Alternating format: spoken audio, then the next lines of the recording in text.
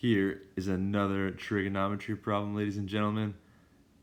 Usually a trig problem will say something about a right triangle or a right angle. In this case, it's just going to show you that there's a right angle in the diagram over here. So that little box right there means right angle or 90-degree angle. And if it's in a triangle, that's a right triangle. So we're going to use trig.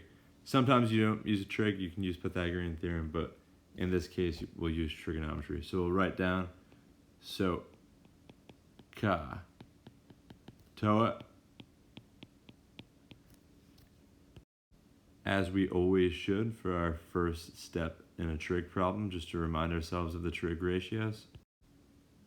Then we're going to label our triangle according to which angle we're referring to. In this case, we're looking for angle x. So relative to x, this over here is the opposite side, that vertical side.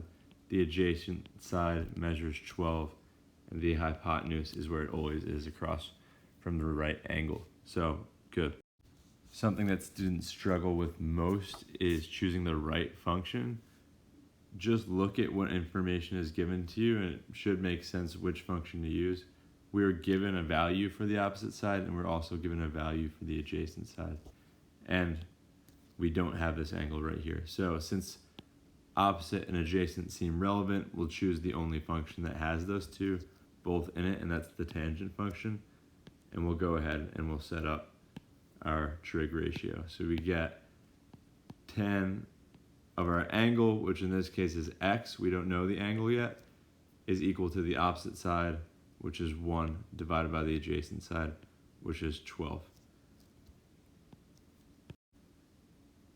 At this point, a lot of people panic because they don't really know what to do with the tan of x. Usually if there's an angle in the place of x there, we know what to do with that, but in this case there isn't.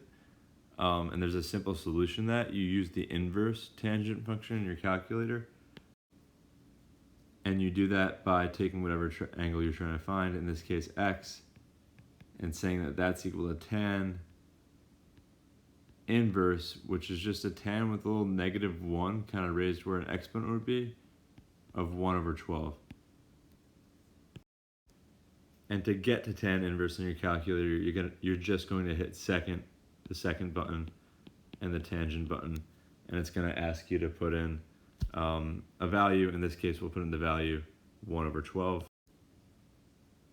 You'll close the parentheses, press enter, and your calculator should give you 4.7636, and it keeps on repeating.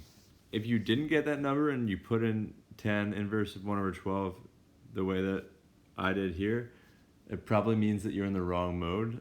So just go back and change your mode to degrees or whatever you're trying to be in, because this is asking for the answer in hundredths of the degree. So we get x equals 4.7636. We're going to round that to x equals 4.76, which is option A. So good job.